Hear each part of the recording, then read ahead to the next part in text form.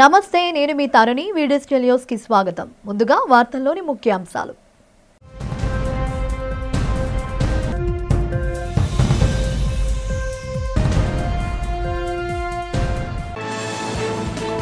నగరంలో అట్టహాసంగా జరిగిన ఆంధ్రప్రదేశ్ కబడ్డీ అసోసియేషన్ సర్వసభ్య సమావేశం. అసోసియేషన్ నూతన అధ్యక్షుడిగా ఎన్నికైన దక్షిణ ఎమ్మెల్యే వంశీకృష్ణ శ్రీనివాస్. వంశీకృష్ణను అభినందించిన రాష్ట్ర మంత్రి కొండపల్లి శ్రీనివాస్. బీఎస్పీ ఆధ్వర్యంలో ఉక్కు ప్రైవేటీకరణకు వ్యతిరేకంగా విశాఖలో చేపట్టిన ఉద్యమం.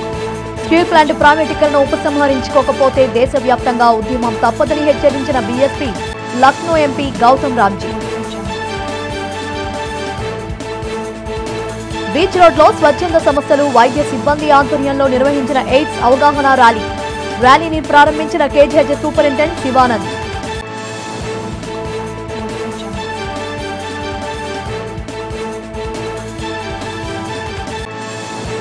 గురుజుపేట శ్రీ కనక మహాలక్ష్మి అమ్మవారిని దర్శించుకున్న జిల్లా కలెక్టర్ హరీంద్ర ప్రసాద్. వచ్చే మార్గశిర మాసోత్సవాల నిర్వహణలో ఎటువంటి నిర్లక్ష్యం వహించరాదని అధికారులకు సూచన. ఇక వివరాలు చూస్తే, విశాఖ ఉక్కు ఉద్యమానికి బహుజన్ సమాజ్వాద్ పార్టీ సంపూర్ణ మద్దతు ఇస్తోందని బహుజన్ సమాజ్ పార్టీ లక్నో ఎంపీ గౌతమ్ రాంజీ ప్రకటించారు. విశాఖ స్టీల్ ప్లాంట్ ప్రైవేటీకరణకు వ్యతిరేకంగా కూర్మనపాలెం ఏటీ జంక్షన్ వద్ద బహుజన పార్టీ ఆంధ్రప్రదేశ్ ఆధ్వర్యంలో మహాధర్నా చేపట్టారు. ఈ ధర్నాలో రాంజీతో పాటు రాష్ట్రం నలుమూలల నుంచి బహుజన్ సమాజ్ పార్టీ కార్యకర్తలు, నాయకులు పాల్గొన్నారు. ఉక్కు ఉద్యమానికి తమ సంఘీభావాన్ని తెలిపారు. ఆ పార్టీ ఏపీ కోఆర్డినేటర్ మాజీ డీజీపీ జి పూర్ణచంద్రరావు ఆధ్వర్యంలో నిర్వహించిన ఈ కార్యక్రమంలో ఉత్తరాంధ్ర ప్రజా సంస్థలతో పాటు వివిధ ప్రజా సంఘాల నాయకులు పాల్గొన్నారు. ఈ సందర్భంగా ఎంపీ రాంజీ పార్టీ రాష్ట్ర అధ్యక్షుడు పూర్ణచంద్రరావు మాట్లాడుతూ, దేశవ్యాప్తంగా 23 పరిశ్రమలను కేంద్ర ప్రభుత్వం ప్రైవేటీకరించాలని నిర్ణయించడం అత్యంత దుర్మార్గమైన చర్యగా పేర్కొన్నారు. నవరత్న కంపెనీలైన airport, air India, railway, BSNL లాంటి దిగ్గజ కంపెనీలను ప్రైవేటీకరించడం రాజ్యాంగం ఇచ్చిన హక్కులను అపహాస్యం చేయడమే అన్నారు. దళిత బహుజనులకు రాజ్యాంగ స్ఫూర్తితో పొందిన రిజర్వేషన్ హక్కులను నిర్వీర్యం చేయాలన్న తలంపుతోనే ప్రభుత్వ రంగ పరిశ్రమలను నిర్వీర్యం చేస్తున్నారని మండిపడ్డారు. Today we agitation for to save our Vizag steel plant because this is the Andhra Hakku and Visakha Hukku, and because of in the history lots of struggle was did by the Andhra Pradesh peoples. That time 32 students died, some person died, and approximate 16,000 villagers, family members, they provide 27,000 acre land for to establish this Vizag plant. Adani ప్రదేశ్గా మారుతుంది. ఇప్పుడు మనం చూసాం, ఈ solar scam ఒకటి జరిగింది. ప్రజల మీద ఎంత భారం పడిందండి? 72,000 కోట్ల రూపాయల భారం పడుతుంది. ఈ 72,000 కోట్ల రూపాయల భారం పడే ఈ కాంట్రాక్ట్ని రద్దు చేయాలంటే 3,000 కోట్లు అదానికి కట్టాలట. అంటే 3,000 కోట్లు గవర్నమెంట్ కడితే అతను 1,750 కోట్లు మరి అమెరికా వాళ్ళే చెప్పారు కదా, ఎవరికి ఇచ్చారో 1,750 కోట్లు జగన్మోహన్ రెడ్డికి ఇచ్చాడని చెప్పారు కదా. అతనికి పోగా 1,250 కోట్లు లాభం అదానికి. రాష్ట్ర ప్రభుత్వం క్రీడల ప్రోత్సాహానికి అధిక ప్రాధాన్యత ఇస్తుందని రాష్ట్ర చిన్న మధ్య తరహా పరిశ్రమల శాఖ మంత్రి కొండపల్లి శ్రీనివాస్ తెలిపారు. సవేరా ఫంక్షన్ హాల్లో ఆంధ్రప్రదేశ్ కబడ్డీ అసోసియేషన్ సర్వసభ్య సమావేశం జరిగింది. ఈ సమావేశంలో అసోసియేషన్కు నూతన కార్యవర్గం ఎన్నికైంది. ఆంధ్రప్రదేశ్ కబడ్డీ అసోసియేషన్ రాష్ట్ర అధ్యక్షులుగా జనసేన నాయకుడు, విశాఖ దక్షిణ నియోజకవర్గం శాసనసభ్యులు వంశీకృష్ణ శ్రీనివాస్ ఎన్నికయ్యారు. ఈ సందర్భంగా మంత్రి కొండపల్లి శ్రీనివాస్ మాట్లాడుతూ, రాష్ట్రంలో క్రీడల అభివృద్ధికి, క్రీడాకారుల ప్రోత్సాహానికి ప్రభుత్వం నిధులు కేటాయిస్తుందని చెప్పారు. అసోసియేషన్ రాష్ట్ర అధ్యక్షులు ఎమ్మెల్యే వంశీకృష్ణ శ్రీనివాస్ మాట్లాడుతూ, కబడ్డీకి పూర్వ వైభవం తీసుకొచ్చేందుకు తన సాయశక్తులా కృషి చేస్తానని చెప్పారు. కబడ్డీ క్రీడను ప్రతి ఒక్కరూ ఇష్టపడతారని, ఈ క్రీడా అభివృద్ధికి పాటుపడతారని అన్నారు. ఈ కార్యక్రమంలో రాష్ట్ర కబడ్డీ అసోసియేషన్ కార్యదర్శి P Padmaja, Bala, CEO Veeralankaya, organising secretary Urukuti Srinivasarao పాల్గొన్నారు.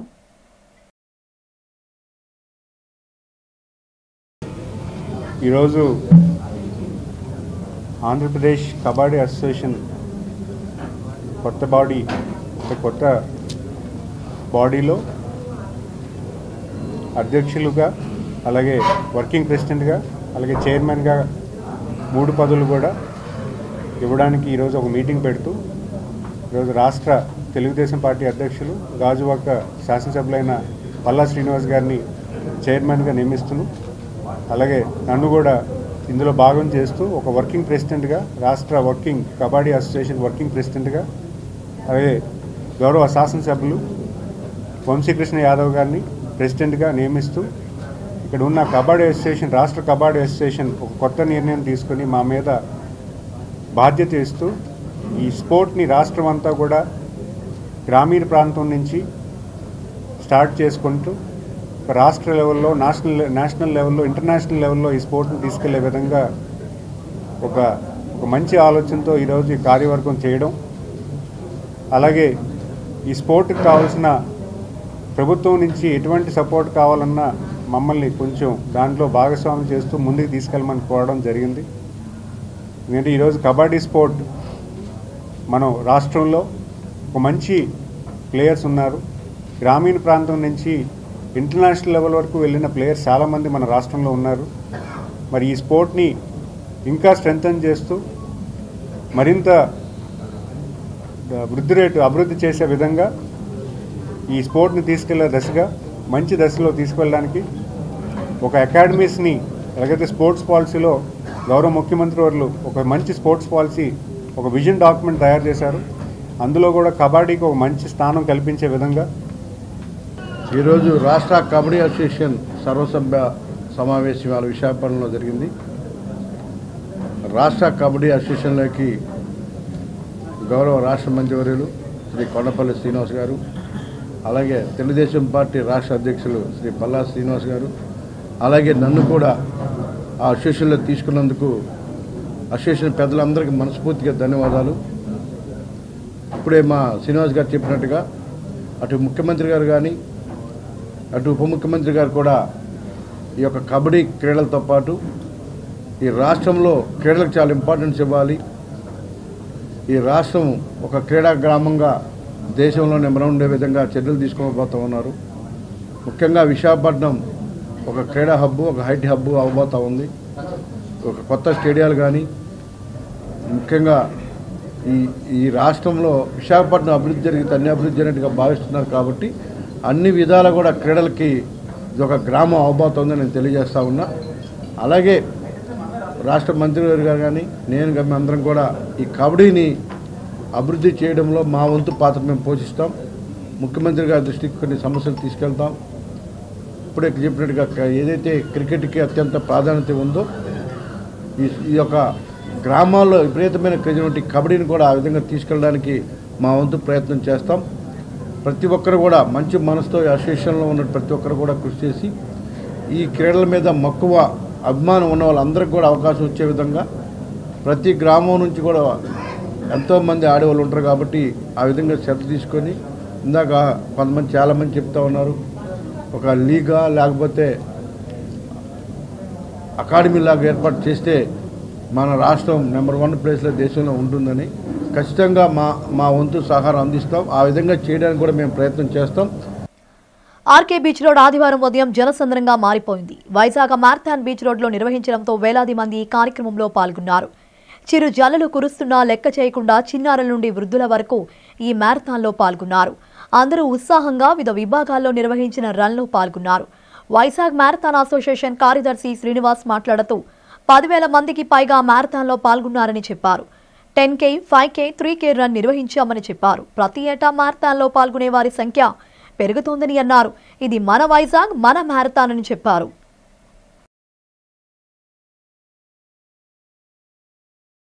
మేము వైజాగ్ రన్నర్ సొసైటీ సభ్యులందరం కలిసి విశాఖపట్నంలో ఒక డెస్టినేషన్ మ్యారథాన్ రన్ కండక్ట్ చేయడానికి మేము దేశంలో మరియు ప్రపంచంలో పార్టిసిపేట్ చేసిన మ్యారథాన్ ఎక్స్పీరియన్సెస్ వైజాగ్ మ్యారథాన్ ద్వారా ఇక్కడ ఉన్న రన్నర్స్కి అందరికీ అందిద్దామని చెప్పి సదుద్దేశంతో ఇప్పుడు Vizag marathon 3rd edition conduct చేసామండి. ఇవాళ మరీ ముఖ్యంగా చెప్పేది ఏంటంటే ఇవాళ ఇంత వర్షం పడినా సరే అనూహ్యమైన స్పందన వచ్చిందండి.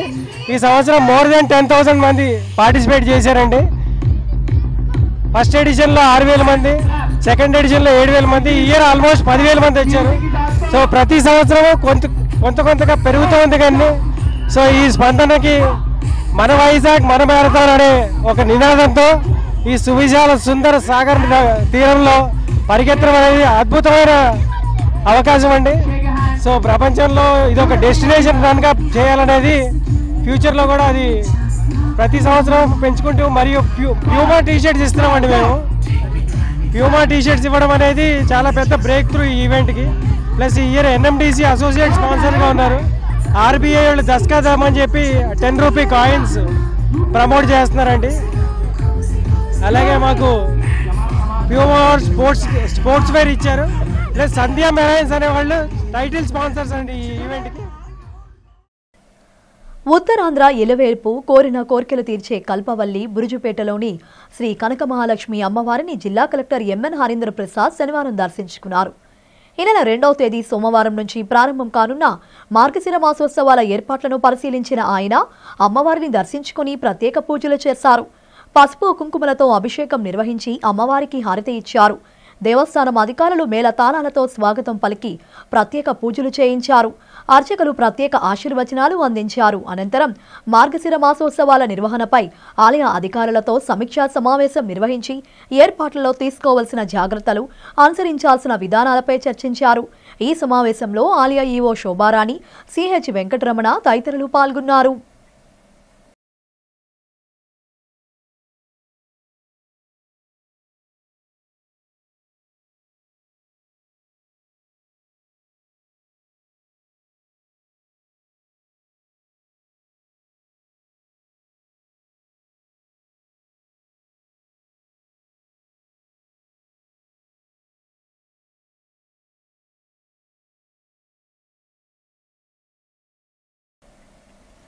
దేశంలోని ప్రముఖ పుణ్యక్షేత్రంగా విరాజిల్లుతున్న సింహాచలం శ్రీ వరాహలక్ష్మీ నరసింహస్వామి వారి నిత్య కళ్యాణం అత్యంత వైభవంగా జరిగింది.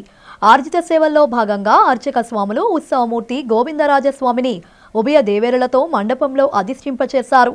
నిత్య కళ్యాణంలో పాల్గొన్న భక్తులు గోత్రనామాలతో సంకల్పం చెప్పి పాంచాంతరంగమ శాస్త్రం విధానంలో విశ్వకేశన ఆరాధన పుణ్య వచనాలతో కార్యక్రమానికి శ్రీకారం చుట్టారు.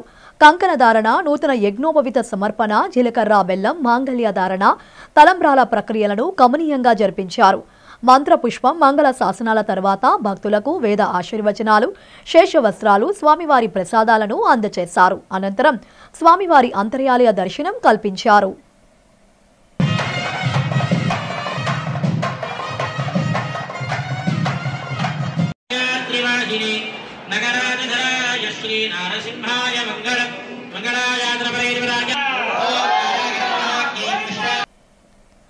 రాష్ట్రంలోనే తొలి పింక్ షాకీ వాక్తా నిర్వహించనున్నట్లు Rohit memorial trust vice chairman Meenakshi Anantharam తెలిపారు. నగరంలోని ఓ హోటల్లో జరిగిన కార్యక్రమంలో వాక్తానికి సంబంధించిన పోస్టర్ను ఆవిష్కరించారు. ఈ కార్యక్రమంలో వ్యాపారవేత్త కంకటాల మల్లిక్, తిప్పల చందు, మాగంటి రేణు తదితరులు పాల్గొన్నారు. ఈ సందర్భంగా మీనాక్షి అనంతరం మాట్లాడుతూ వచ్చే ఏడాది ఫిబ్రవరి 16న పింక్ షాకీ వాక్తాన్ నిర్వహిస్తామని చెప్పారు. మహిళల్లో వచ్చే క్యాన్సర్పై అవగాహన పెంపొందించడమే ఈ వాక్తాన్ లక్ష్యమన్నారు. మహిళల్లో చైతన్యం కలిగించి తద్వారా క్యాన్సర్ రోగుల సంఖ్యను తగ్గించేందుకు తమ ట్రస్ట్ కృషి చేస్తుందని తెలియజేశారు. తమ ట్రస్టుకు అన్ని విధాల సహాయ సహకారాలు అందిస్తున్న వారికి కృతజ్ఞతలు తెలిపారు. మా ట్రస్ట్ వైజాగ్లో Andhra Pradesh the first pink Sakhi walkathon arrange చేస్తున్నాం. ఫిబ్రవరి 16th, 2025 బీచ్ రోడ్ విశాఖపట్నంలో మీరు చూస్తున్నారు. ఇంకా we are planning to do a major walk against cancer, breast cancer, women's cancer, and this celebrates international cancer month. దాంతో also we are promoting handloom and the Indian sari. The Indian woman is the strongest woman in the world because she is resilient and she can fight every battle. అలాగే మనందరూ కలిసి ఉంటే ప్రతి battle చిన్నగా సింపుల్గా మన విక్టోరియస్గా రావచ్చు. సో మీరందరూ ఉండాలి మాతో. This is the first time we are announcing the poster of Pink Sakhi. ఆంధ్రప్రదేశ్లో first time. We request Chandrababu Naidu garu to join us and support the cause of the Indian woman, the Andhra girl, the sari and breast cancer awareness Thank you so much. With me, we also have the LC of Roundtable India joining us, LC 189, and also WCCI, which promotes handloom, Jija Valsraj garu ikkada unnaru, and also social worker and activist, we have Gurmeet Kohli, who is a project director. Veerandaru mato unnaru, meer unnara mato. Randi, chala, we will do wonderful work together. Burujupeta Sri Kanakamahalakshmi అమ్మవారి మార్గశిర మాసోత్సవాల నేపథ్యంలో ఆలయం వెలుపల ఏర్పాట్లను దక్షిణ నియోజకవర్గ MLA Vamsikrishna Srinivas పరిశీలించారు. ఆలయ EO శ్రీమతి శోభారాణి ఆలయ సిబ్బందితో కలిసి ఆలయ ఆవరణలో, ఆలయ ప్రాంగణంలో, ఆలయంలో వెలుపల బయట ట్రాఫిక్ సంబంధించిన పలు అంశాలపై చర్చించారు. ఈ సందర్భంగా సాధారణ భక్తులకు అత్యంత ప్రాధాన్యత ఇస్తూ ఏర్పాట్లను చేశామని సిబ్బంది తెలిపారు. భక్తుల రద్దీ దృష్ట్యా ఏర్పాట్లపై ఆరా తీశారు. అదేవిధంగా భక్తులకు ప్రసాదాల పంపిణీ గాని, త్రాగునీరు, పారిశుద్ధ్యం పైన తగిన చర్యలు తీసుకోవాలని ఆదేశించారు. భక్తులకు ఇబ్బందులు లేకుండా చూడాలని, కూటమి ప్రభుత్వం అధికారంలోకి వచ్చిన తరువాత మొదటిసారి చేపడుతున్న ఈ ఉత్సవాలు అత్యంత వైభవంగా జరగాలని అన్నారు. అనంతరం అమ్మవారిని దర్శించుకుని ప్రత్యేక పూజలు నిర్వహించారు.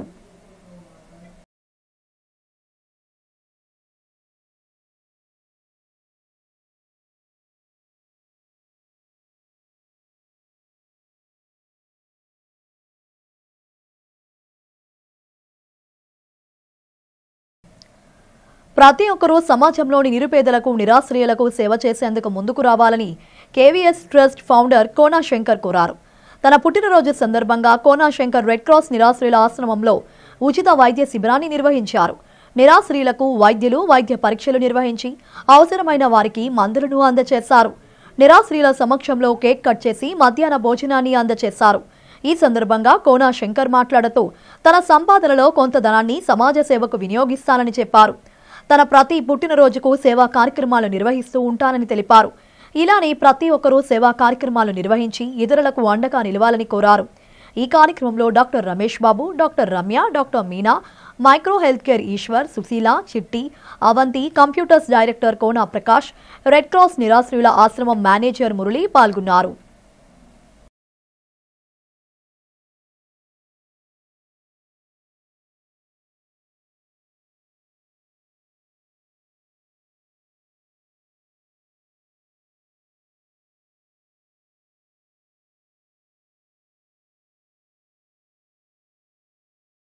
ఇండియన్ రెడ్ క్రాస్ సొసైటీ మన పెద్దవాళ్ళ దళావారి వీధిలోనే ఉన్న పట్టణ నిరాశల వసతి గృహం నందు ఈరోజు కోనా శంకర్ గారి పుట్టినరోజు సందర్భంగా వారి నిరాశలకు మన మెడికల్ క్యాంపును ప్లస్ మధ్యాహ్న భోజనం ఏర్పాటు చేశారు.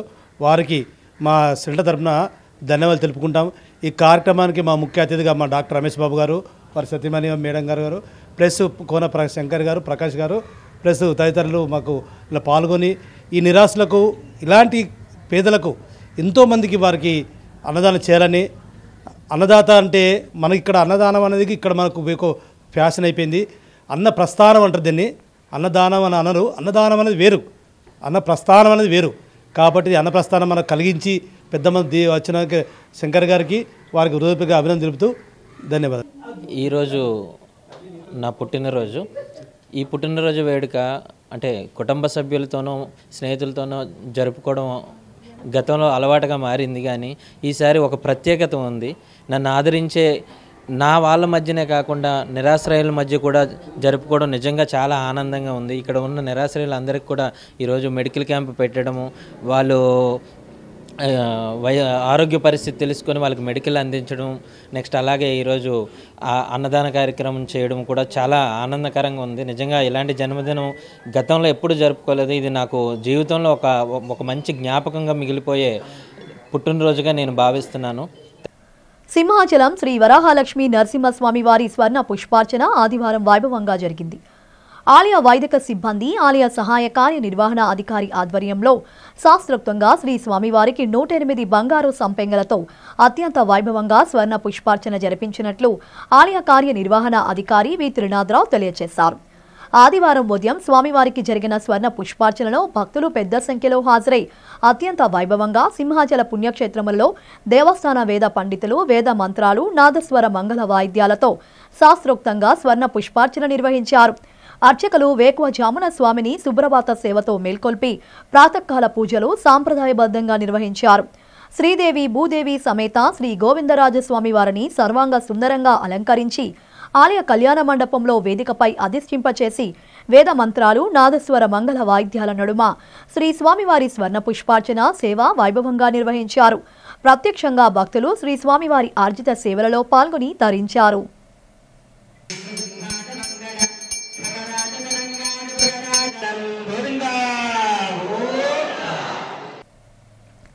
క్రాఫ్ట్స్ కౌన్సిల్ ఆఫ్ ఆంధ్రప్రదేశ్ ఆధ్వర్యంలో హోటల్ గ్రీన్ పార్క్లో వసంతం పేరిట హస్తకళలు, చేనేత వస్త్రాల ప్రదర్శనను నిర్వహిస్తున్నారు.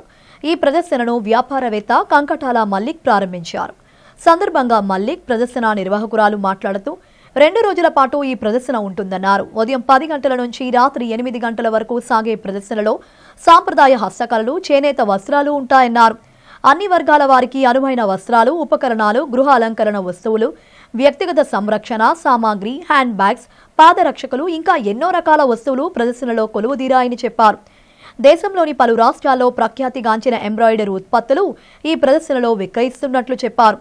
ఈ ప్రదర్శనను ప్రజలు విజయవంతం చేసి చేనేత హస్త కళాకారులు ఆదుకోవాలని కోరారు.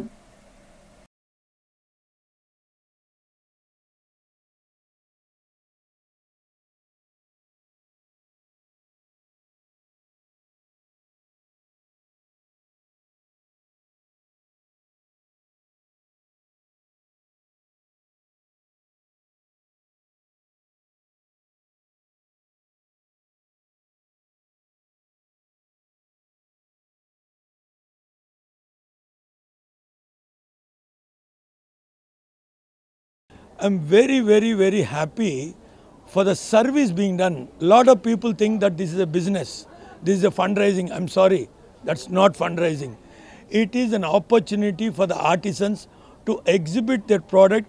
In the process, the sales happens, and let me tell you frankly, all the way they come here by spending money for the transportation of the goods, themselves, everything, and 2 days they are here and going. So ultimately what I want to communicate to the people who are going through this article is, it's a service. So even for a minute you people can think over why these ladies are doing this and what is the organization about Craft Council. You'll understand this is a support for the people who are making the things. It is not the support to the businessmen, please understand. And when they select the Craft Council people, when they select the people who want to sell the goods, there are thousands of applications, but they don't accept. They will accept only the people who are genuinely making the things and to be recognized. And this is a service which the Craft Council of India is doing all over. And fortunately, in Visakhapatnam also we have a chapter. And the people who are involved with this, individually, they are really well placed. In spite of all that, today you can see all of them as volunteers of this organization, and every penny they save for this, they want to accumulate and do some project, something for the upliftment of the community of the artisans. So with these small things, I request everyone to communicate this, that Craft Council of Visakhapatnam. ప్రజల్లో సంపూర్ణ అవగాహన కలిగించిన నాడే AIDS మహమ్మారిని నివారించడం సాధ్యపడుతుందని KGH superintendent doctor Shivanand అన్నారు. ప్రపంచ AIDS దినోత్సవం సందర్భంగా ఆర్కే బీచ్ రోడ్లో ర్యాలీ జరిగింది. ఈ సందర్భంగా ఆయన మాట్లాడుతూ ప్రభుత్వాలతో పాటు స్వచ్ఛంద సేవా సంస్థలు కూడా ప్రజల్లో ఎయిడ్స్ పై అవగాహన కల్పించేందుకు కృషి చేస్తున్నాయని అన్నారు. ఎయిడ్స్ రహిత దేశంగా తీర్చిదిద్దేందుకు ప్రతి ఒక్కరూ శ్రమించాలన్నారు. ప్రజలు ఎయిడ్స్ మహమ్మారిని సమూలంగా నిర్మూలించేందుకు తమ వంతు సహాయ సహకారాలు అందించాలని కోరారు. ఎయిడ్స్ బారిన పడకుండా సుఖవంతమైన జీవితాన్ని ప్రతి ఒక్కరూ అనుభవించాలని సూచించారు.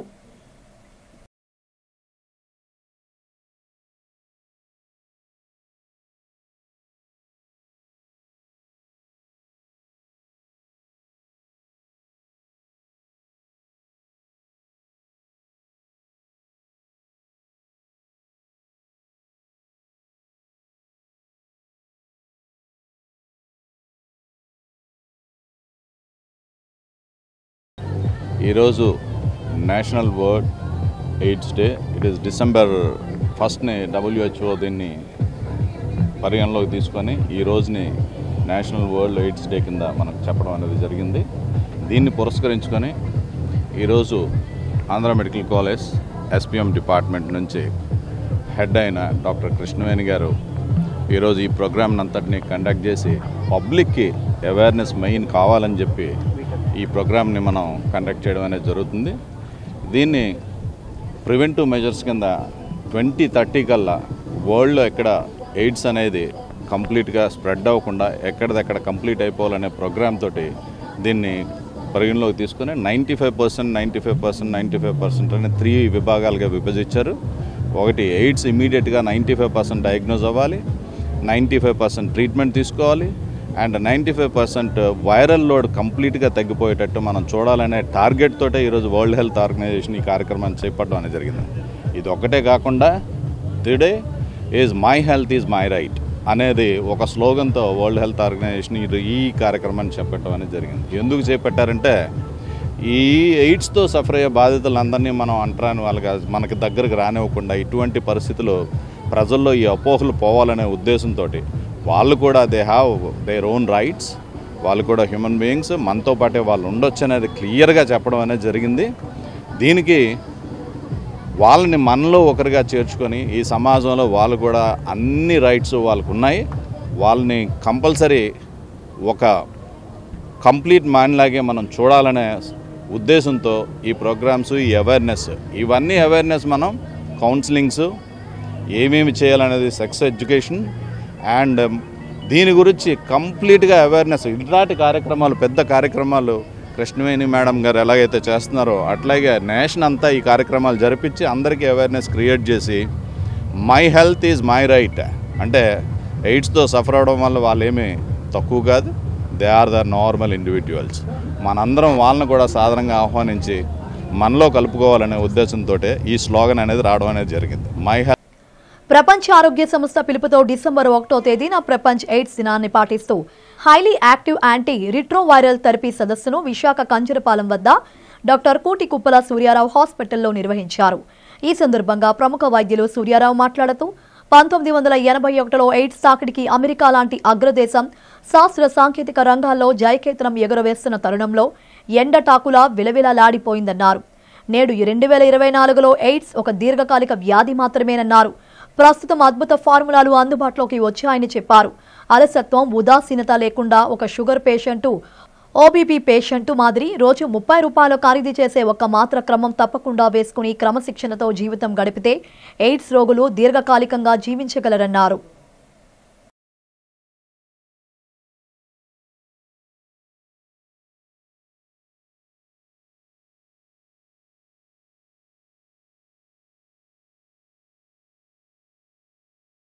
ప్రతి 7 మందిలో ఒకరికి ఆ వ్యాధి ఉన్నదని తెలియదు. అలాగే ఈ వ్యాధితో బాధపడుతున్న వారిలో ఆంధ్ర రాష్ట్రంలో 4 లక్షల మంది ఉంటే 2 లక్షల మంది మాత్రమే ఈఆర్టీ మందులు వాడుతున్నారు. మిగతా 2 లక్షల మంది ఏమైపోతున్నారో మనకు ఎవరికీ తెలియదు. అలాగే లైఫ్ సేవింగ్ డ్రగ్ అనేటువంటి ఈఆర్టీ మందులు ప్రపంచంలో ఈవేళ దాని ఖర్చు 3% మాత్రమే ఖర్చు పెడుతున్నారు. 3% ఖర్చు పెడితే ఎయిడ్స్ రోగులకు ఎలాంటి ఆరోగ్యం వస్తుందో నాకు తెలియదు. అయితే ఎయిడ్స్ రోగులు వారు అందరిలాంటి వారే, వారిని పట్టుకున్నా వారిని ముట్టుకున్నా వేరే వారికి వ్యాధి వ్యాప్తి చెందదు. అందుకారణం చేత ఈ సంవత్సరం ఏంటన్నారంటే సామూహికంగా అందరూ. బులెటిన్ ముగించే ముందు హెడ్లైన్స్ మరోసారి.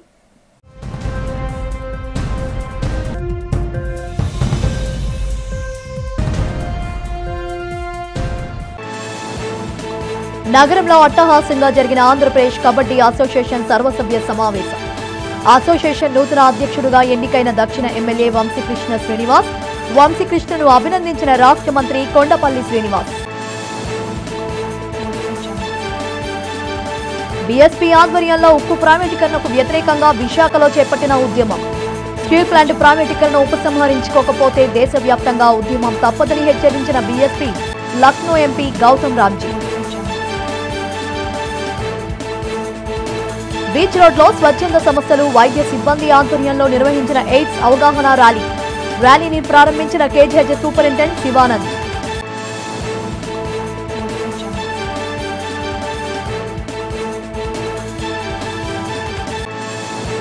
గురుజుపేట శ్రీ కనక మహాలక్ష్మి అమ్మవారిని దర్శించుకున్న జిల్లా కలెక్టర్ హరీంద్ర ప్రసాద్. వచ్చే మార్గశిర మాసోత్సవాల నిర్వహణలో ఎటువంటి నిర్లక్ష్యం వహించరాదని అధికారులకు సూచన. ఇవి ఇప్పటి వరకున్న అప్డేట్స్. మరిన్ని అప్డేట్స్ కోసం చూస్తూనే ఉండండి డిజిటల్ న్యూస్.